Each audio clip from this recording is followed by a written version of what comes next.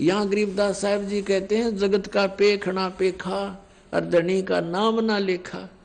शुक्र मना रही है शंकर भगवान का, और परमात्मा खुद कैसे आ रहे हैं, वो कौन है परमात्मा उसका पता भी नहीं। अब कैसे उपमा की है गरीबदास साहब जी ने अपने भगवान की। 84 बंधन कटे किन्नी कल्प कबीर, भवन चतुर्दश लोक सब टूटे जम जंजीर। 84 बंधन कटे किन्नी कल्प कबीर, भवन चतुर्दश लोक सब ये टूटे जम जंजीर।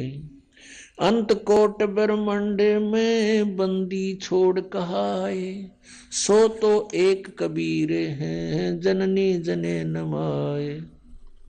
शब्द स्वरूपी साहेब दनी शब्द सेंद सब माही, बाहर भीतर रम रहा जहां तहां सब ठाही। जल थर पृथ्वी गगन में वो बाहर भीतर एक, पूर्ण ब्रह्म कबीर हैं अवगत पुरुष अलेख। सेवक होकर उतरे इस पृथ्वी के माही, जीव उदाहरण जगत गुरु बार बार बल जाही। पुणात्माओं, जैसे तुलसीदास जी ने लाखों वर्ष पहले की घटी हुई घटना रामायण को अपनी चौपाइयों के माध्यम से पुनः ज्यों का त्यों अंकित कर दिया, क्योंकि उनकी दिव्य दृष्टि खुल गई थी। और इधर से आदरणीय गरीबदास साहिब जी को परमात्मा स्वयं लेकर के सतलोक गए, सब ब्रह्मांड दिखाए, ब्रह्मा विष्णु महेश के लोक दिखाए, और फिर वो ज्ञान उनके हृदय में भर दिया और उनकी दिव्य दृष्टि ऑन कर दी। आदरणीय गरीबदास साहिब जी की भी दिव्य दृष्टि ऑन कर दी, उनकी भी दिव्य दृष्टि खुल गई थी। अब यहाँ दिव्य दृष्टियों का भी अपनी अक्षमता होती है, दिव्य दृष्टियों की। अब जैसे एक सूक्ष्मदर्शी जिसको दूरबीन बोलते हैं, उनकी एक रेंज होती है, क्षमता होती है कि कहाँ तक देख सकते हैं। ऐसे ही श्री तुलसीदास जी कि दिव्य दृष्टि की रेंज थी, उन्होंने श्री कृष्ण यानी श्री विष्णु और श्री राम तक ही उनकी दिव्य दृष्टि काम करे थी, और उस सत्र का उन्होंने ज्यों का त्यों चित्रण कर दिया अपनी वाणी में। ऐसे आदरणीय गरीबदास साहिब जी की दिव्य दृष्टि और आल काम करे थी, परमात्मा पूर्ण ब्रह्म की दी हुई थी, उसकी क्षमता ज्यादा थी।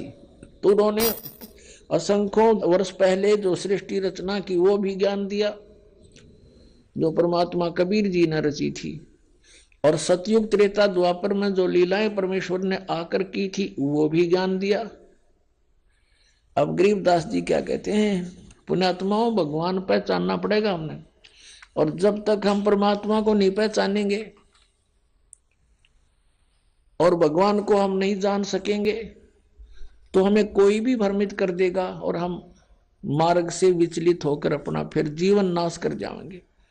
परमात्मा ने आपको विद्या इसलिए दी है कि आप परमेश्वर को पहचान सकोगे, सदग्रंथों को जान सकोगे कि हमारे सदग्रंथ क्या बताते हैं, और जिन महापुरुषों ने परमात्मा को देखा वो क्या बताते हैं, और जिन्होंने भगवान मिला नहीं वो क्या ऊट पटांग बकते हैं। तो फिर हम उनसे हटकर अपने तत्व मार्ग को ग्रहण करेंगे, तत्व ज्ञान को ग्रहण करेंगे। जीवन कल्याण होना तो बहुत आसान है। हमें ये विश्वास होना कि हु इज गॉड, परमात्मा कौन है और उसकी वे ऑफ वर्शिप क्या है, यथार्थ वो कहाँ प्रमाण है। जब हमें ये विश्वास हो जाएगा फिर तो नाम में जपना है, भक्ति करनी है, और मर्यादा तो रहना ही है, क्योंकि बीड़ी शराब मांस तम्बाकू ये यहाँ के संसार के चोचले ये हमें आवश्यकता ही नहीं है, तो बकवाद है सारी, तो इनको तो अपने आप ही छोड़ना पड़ेगा। और जो अन्य उपासना हम करते थे वो गीता में मना है कि शास्त्र विधि को त्याग कर जो मनमाना आचरण करते हैं उनको न तो सुख हो, न उनको कोई सिद्धि प्राप्त हो, न उनकी गति हो, फिर किस लिए भक्ति करते हैं। इन तीनों वस्तुओं के लिए भक्ति करते। तो श्री गीता जी में ना तो कि तीर्थ पर जान का संकेत आदेश प्रावधान और ना हरे कृष्ण हरे राम राधे राधे मिला श्याम, ये कोई मंत्र नहीं। तो ये जो साधना, ये मंत्र, ये सब व्यर्थ है। श्राद्ध निकालना गीता मना कर रखा। 9वें अध्याय के 25वें श्लोक में कहा कि अर्जुन भूत पूजने वाले भूत बनेंगे। ये श्राद्ध निकालना, अस्थि उठाना, जल प्रवाह करके आना, ये सारे जो है भूत पूजा है। श्राद्ध निकालना, फिर तेरहवीं करना, ये सारी भूत पूजाएं हैं। मरने के बाद जो पूजा की जाती है भूत पूजाएं कहलाती है। तो इसमें लिखा है कि जो भूत पूजेंगे भूत बनेंगे, देव पूजेंगे देवताओं के पास जाएंगे, उनके नौकर लग के वहां धक्के खाओगे, उनके लोक में चले जाएंगे, और मेरी भक्ति करने वाला मुझे प्राप्त होगा। तो कहने का भाव ये है कि गीता जी में श्राद्धों को मना किया है, तीर्थ व्रतों का उसमें कति उल्लेख नहीं, बल्कि 6 अध्याय के 16वें श्लोक में व्रत करने वालों के लिए भी मना किया है। उसमें कहा कि अर्जुन, ये योग यानी भक्ति न तो अधिक खाने वाले की और न बिल्कुल ना खाने वाले की, बिल्कुल ना खाना व्रत रखना, और ना घना जागने वाले की और ना घना सोने वाले की, ये कभी सफल नहीं होती। तो व्रत मना कर रखा। और ये एकादशी के व्रत की नरी महिमा गावे ये नकली संत, और फिर तीर्थों पर भ्रमण करवावे, वहां जाने से मोक्ष हो जाता। अगर तीर्थों पर जाने से मोक्ष होता तो गीता जी में अवश्य अंकित होता, और हरे कृष्ण हरे राम ओम नमः शिवाय एवं नमः, अगर ये मंत्र सही होते तो गीता जी में वर्णन होता। जो गीता जी में वे ऑफ वर्शिप नहीं है, वो शास्त्र विदिता कर्ममान आचरण है, वो हमने नहीं करना चाहिए, वो व्यर्थ है। फिर भगवान को पाना बहुत आसान। गीता जी में कहा कि मेरी भक्ति करनी है तो ओम इति एकाक्षरम ब्रह्म व्यवहारण माम अनुस्मरण यह पर्याति तो जन्देहम सयाति परमाम गतिम। 8वें अध्याय के 13वें श्लोक। मुझ ब्रह्म का केवल एक ओम मंत्र है, नथिंग एल्स। अंतिम सांस तक भक्ति करता हुआ जो शरीर छोड़कर जाता है सो याति परमाम गतिम, वो मेरे यानी ब्रह्म से मिलने वाली जो परम गति है उसको प्राप्त होता है। कहाँ ब्रह्म लोक में चला जाता है। और गीता ज्ञानदाता अपने विषय में कहता है 4थे अध्याय के 5वें और 9वें श्लोक में, 2रे अध्याय के 12वें श्लोक में, 10वें अध्याय के 2रे श्लोक में कि अर्जुन मेरे और तेरे बहुत जन्म हो चुके, तू नहीं जानता। इससे सिद्ध हो गया कि गीता ज्ञानदाता भी नाशवान है, जन्म मृत्यु होती है। तो इसके उपासक भी इस दीर्घ रोग से ग्रस्त रहेंगे, परम शांति हो ही नहीं सकती जब तक जन्म मृत्यु है, शाश्वत स्थान इसको मिला नहीं। तो 18वें अध्याय के 62वें श्लोक में इसलिए कहा कि तू सर्वभाव से उस परमेश्वर की शरण में जा, उसकी कृपा से ही तू परम शांति को और सनातन परम धाम को प्राप्त होगा। अब सनातन परम धाम जो सदा रहने वाला सतलोक को चला जाएगा, वहां परम शांति होगी। 8वें अध्याय के 5 और 7 श्लोक में कहता अर्जुन तो मेरी भक्ति कर मुझे प्राप्त होगा, पर युद्ध करना पड़ेगा, युद्ध भी कर। और युद्ध करने वाले को शांति कहाँ? तो ओम से शांति नहीं हो सकती। ओम का जाप ब्रह्म का, ब्रह्म कह रहा है मेरी प्राप्ति के लिए ओम जाप कर, युद्ध भी कर, करना ही पड़ेगा। और तुझे परम शांति चाहिए तो उस परमात्मा के पास जा, यहां कोई शांति नहीं है। उसके लिए क्या बताया 17वें अध्याय के 23वें श्लोक में कि ओम तत्सती निर्देश है ब्रह्मण तिर्विद समर्थ है। सच्चिदानंद घन ब्रह्म का केवल एक ओम तत्सत, ये 3 मंत्र का जाप है, नथिंग एल्स, और कुछ नहीं। यही निर्देश है, फाइनल फैसला है। और पुण्यात्मा ओम तो ब्रह्म का ये बिल्कुल, ये तो स्पष्ट है, यही मंत्र है। और तत् और सत ये सांकेतिक हैं, गुप्त हैं, कोड वर्ड है, ये दास बता सकता है, इस पृथ्वी पर किसी के पास नहीं है। यदि कोई इस दास से ये सुनकर फिर आगे आप पे प्रभु पाक जाएगा, गुरु बन जाता है, नाम देता है, वो अनधिकारी है, वो सबसे बड़ा शत्रु है आपका। क्योंकि एक छोटा सा लाइसेंस आप बनवाते हो, ड्राइविंग लाइसेंस या पासपोर्ट, वो भी नकली कोई बना देगा तो वहां पकड़ा जाएगा जहां पर उसकी आवश्यकता पड़ेगी, फिर उसमें बहुत देर हो चुकी होगी और सजा के पात्र भी होंगे, दोनों होंगे, बनाने वाला भी बनवाने वाला भी।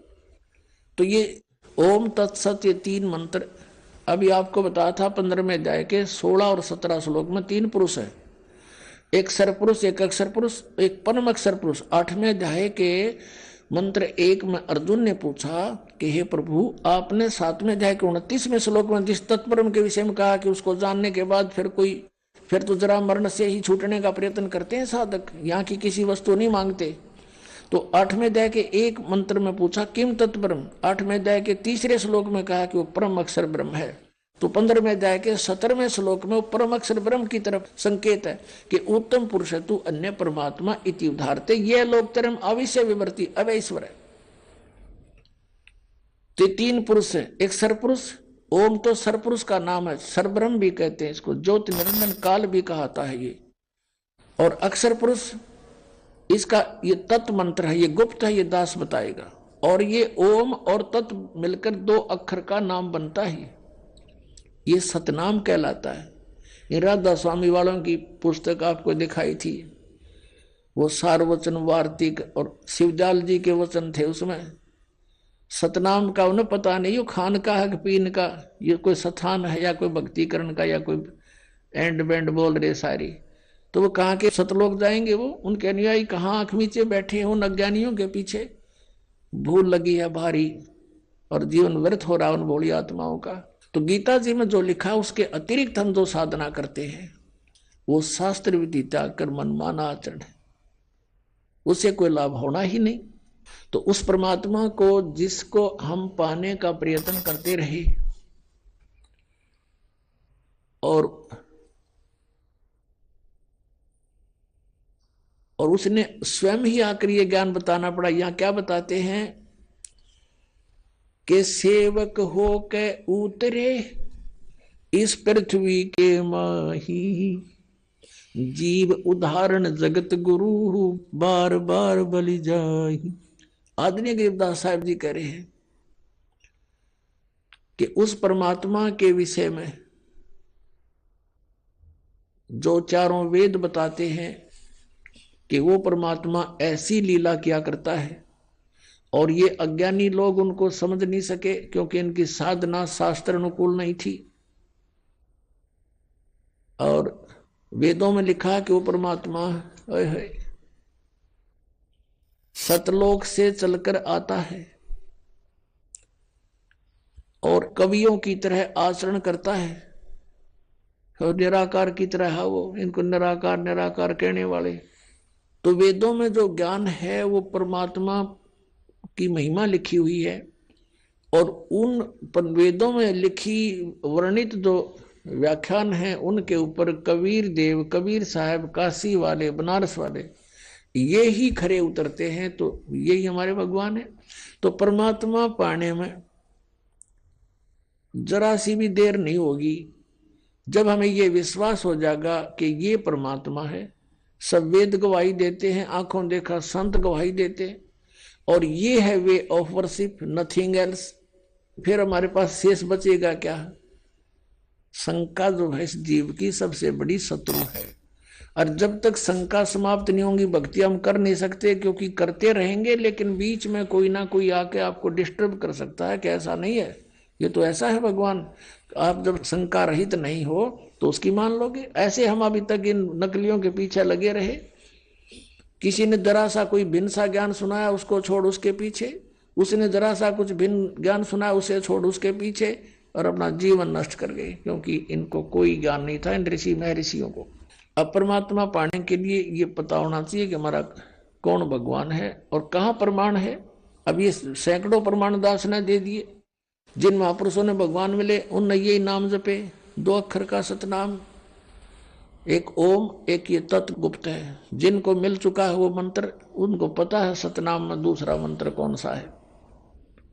ये है 2 अक्षर का मंत्र और ये सतनाम है। राधा स्वामी वालों को सतनाम का कह भी नहीं पता, ये कहाँ मोक्ष होगा। इसी कारण से शिवजाल जी प्रेत बने और अपनी शिष्या बुक्की में बोल रहे हैं वो, पुण्यात्माओं को आंख खोलो, इतना विद्वान पुरुष आज परमात्मा ने ऐसी बुद्धि दे रखी है आपको। क्या क्या बना लिए हैं, हवाई जहाज बना लिए, इंटरनेट बना लिए, कंप्यूटर बना लिए। जो बनाना था वो अभी शुरू भी ना किया है। हमने केवल इस मनुष्य जीवन से ये डले नहीं डोने थे, हमने मोक्ष कराना था। और उसकी बहुत आसान तरीका, कोई विशेष इसमें कार्य नहीं, काम भी करते रहो, चलते फिरते उठते बैठते इस मंत्र का जाप करना है, नथिंग एल्स, बकवास त्यागनी है। तो यहाँ क्या बताते हैं कि उस परमात्मा के विषय में, ओए होए। अब आंखों देखा वो संत जिनको भगवान मिले वो क्या कह रहे हैं, सेवक हो के उतरे, सेवक हो के उतरे, ऊपर तक आए नीचे उतरे, इस पृथ्वी के माही जीव उदाहरण जगत गुरु, बार बार बलि जाही। ऋग्वेद मंडल नंबर 9 सूक्त 86 के मंत्र 26-27 में, ऋग्वेद मंडल नंबर 9 सूक्त 82 के मंत्र 1, 2, 3 में, ऋग्वेद मंडल नंबर 9 सूक्त 20 मंत्र 1 में, ऋग्वेद मंडल नंबर 9 सूक्त 1 मंत्र 8, 9 में, ऋग्वेद मंडल नंबर 9 सूक्त 96 और मंत्र 16 से 20 में है, और भी अनेक स्थानों पे। और ऋग्वेद मंडल नंबर 9 सूक्त 94 के मंत्र 1 में ये स्पष्ट किया कि वो परमात्मा कवियों की तरह आचरण करता हुआ पृथ्वी पर विचरण करता है, घूमता है वो इधर उधर, और सतलोक से चलकर आता है, दृढ़ अच्छे आत्मा को मिलता है और वो तत्व ज्ञान का उपदेश करता है। और परमात्मा स्वयं अपने सूक्ष्म वेद में कहते हैं, चारों युग में संत पुकारे, कूक कहा हम हेल रे, हीरे माणिक मोती बरसे ये जग सुगता ढेल रे। कि चारों युगों में उन संतों ने मेरी महिमा का गुणगान किया जिनको मैं मिला, और मैंने भी स्वयं आकर के ऊंचे स्वर में आवाज लगा लगा कर जनता को समझा, हीरे माणिक मोती बरसे, तत्व ज्ञान रूपी सत साधना रूपी अमृत हम बरसा रहे हैं, मोती बरसा रहे हैं, इनको ग्रहण करते नहीं है भोले भक्त, और ये डले ढो रहे हैं, ये जग चुगता ढेल रे, ढेल माने डले कंकर पत्थर इकट्ठे कर रहे हो, आन उपासना आन साधना के अन्य भगवानों की पूजा करके तुम डले ढो रहे हो, और हम हीरे मोती बरसा रहे हैं, इनको ग्रहण नहीं कर रहे, तुम निर्धन होते जा रहे हो। क्या बताते हैं, हमारा ज्ञान किन्हें ना सुनिया, ये पर भी लेन जात है दुनिया। कहीं पर आप देखते हो इन भ्रमित किए हुए अज्ञानी ऋषि संतों के द्वारा के फलाने स्थान पर कुंभ का पर्व होगा, वहां पर भी लगेगी, पर भी वो है इनकी 1 घंटा 1.5 घंटा स्नान का समय निर्धारित करते हैं किसी सरोवर तालाब या दरिया में, कि उसमें जो स्नान कर लेगा उसका बेड़ा पार हो जाएगा। ये कर रखा है ना ऐसा जुल्म, वहां बेड़ा पार नहीं, बेड़ा गर्क होता है। कैसे होता है, एक समय हरिद्वार के अंदर हर की पैड़ियों पर ये पर्व भी लगी थी, कुंभ के पर्व के ऊपर स्नान का समय निर्धारित किया था इन्होंने।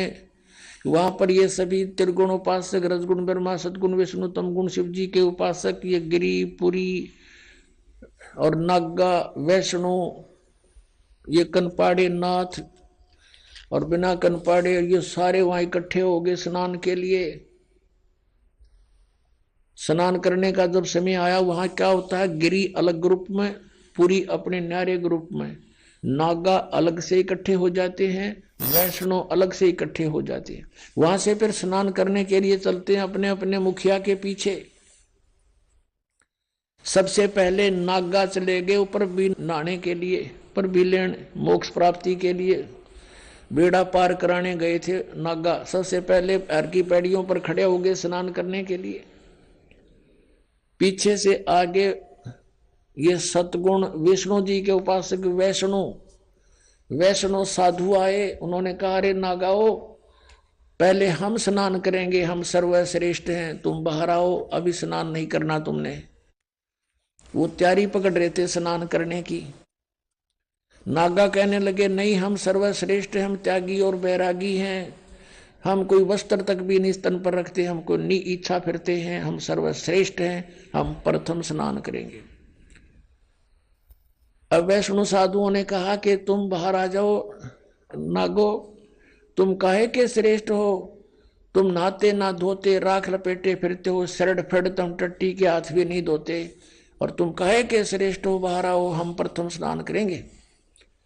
इस बात का दुख माना उन्होंने नागाओं ने, और दोनों आपस में झगड़ा शुरू हो गया। वैष्णव साधुओं का, सतगुण विष्णु के उपासकों का, और तमगुण शिव जी के उपासक नागाओं का आपस में लठ बाज गया, झगड़ा हो गया। और वहां लगभग 25,000 ये त्रिगुणोपासक कटका मर गए वहां पर भी लेन गए थे, बेड़ा पार करान हो गया, बेड़ा गर्क।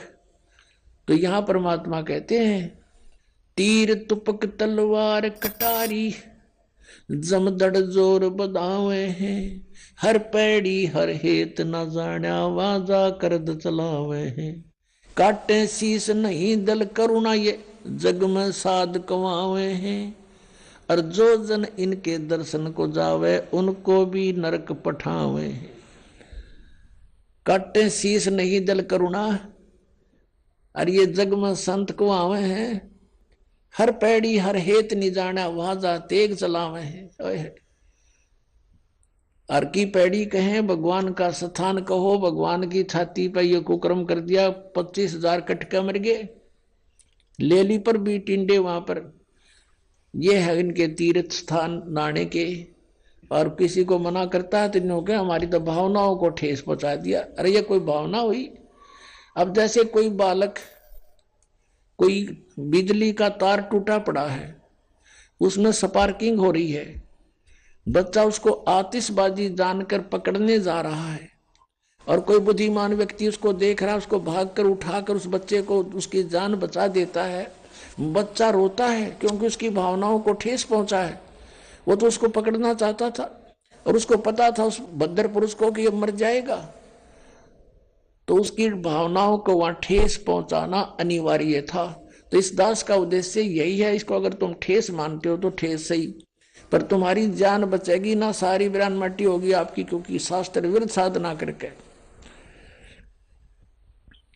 तो यहां क्या बताते हैं, चारों युग में संत पुकारे, कूक कहा हम हेल रे, हीरे माणिक मोती वर्ष ये जग चुगता डेल रे। अब चारों वेदों में ये प्रमाण है कि वो परमात्मा ऊपर सतलोक में रहता, तीसरे मुक्ति धाम में, और वहां से चलकर आता है गति करके, बिजली जैसी गति से। और जैसे विद्युत अपने आकर्षण वाली वस्तु पर गिरती है, ऐसे ही वो परमात्मा अपने प्यारी उस श्रेष्ठ दृढ़ भक्त आत्मा को ही आकर मिलता है, वहीं आकर वो उपस्थित होता है, और फिर उसको ज्ञान सुनाता है, उपदेश देता है, तत्व ज्ञान से परिपूर्ण करता है। फिर वो प्यारी आत्मा आगे उनको परमात्मा से प्राप्त ज्ञान को जनसाधारण तक पहुंचाने की पूरी चेष्टा करता है। उनमें से कौन कौन है वो दृढ़ भक्त और अच्छी आत्माएं जिनको परमात्मा मिले इस कलयुग में? आदरणीय मुरुगदास साहिब जी, आदरणीय धर्मदास साहिब जी, आदरणीय मुरुगदास साहिब जी, ये अरोड़ा जाति से थे, खत्री जाति से, किसान थे। और आदरणीय दादू साहिब जी, आदरणीय नानक साहिब जी, जो सिख धर्म के प्रवर्तक हैं, लेकिन ये भी कालूराम मेहता खत्री यानी अरोड़ा जाति से ही थे, और सिख धर्म के प्रवर्तक यही माने जाते हैं। आदरणीय दादू साहिब जी, आदरणीय गरीबदास साहिब जी, गांव छुडानी, जिला झज्जर, हरियाणा वाले, जिसके उपलक्ष्य में ये शुभ समागम हो रहा है। जिस दिन परमात्मा कबीर साहब सतलोक से चल कर आए थे, वो सतपुरुष, और अपने उस दृढ़ भक्त अच्छी आत्मा गरीबदास जी को मिले थे, सचखंड दिखाया था और वापस छोड़े थे, ये वही समागम हो रहा है। आदरणीय गीसा दास साहिब जी, गांव खेखड़ा, जिला मेरठ, उत्तर प्रदेश वाले, इनको भी ऐसे ही मिले थे, और 3 दिन तक इस गीसा साहिब जी का भी ऐसे ही स्थिति रही थी, बेहोश पड़े रहे थे। गरीबदास साहिब जी को भी 8-7 घंटे तक ऐसे ही मृत मान लिया गया था, और ऐसे दादू साहिब जी भी 3 दिन तक बेहोश पड़े रहे थे। ऐसे ही नानक साहिब जी भी 3 दिन तक उनको अंतर ध्यान कर दिया गया था, उनके शरीर को कहीं रख दिया गया था परमात्मा द्वारा, और सचखंड दिखाकर, सतलोक दिखाकर, अपने से परिचित करके बेई नदी से लेकर गए थे, फिर वापस छोड़ दिया था। उसके बाद उस महापुरुष ने अपनी नौकरी त्याग दी, परमात्मा का प्रचार किया, 12 वर्ष तक घूम घूम के परमात्मा से प्राप्त ज्ञान का, और फिर 16 वर्ष तक बैठ के अपने घर पे साधना की। परमात्मा ने संकेत कर दिया था कि बहुत हो गया, अब अपनी भक्ति करो, पीछा छुटवाओ, अब आने दो समय, फिर देखेंगे। अभी सतनाम उनको दे दिया था आदरणीय नानक साहब जी को, लेकिन आगे ना देने की प्रतिज्ञा करा दी थी कि किसी को नहीं बताना अभी, नहीं तो इन काल के दूतों नकली पंथों के हाथ में लग जाता है सतनाम 2 अक्षर का।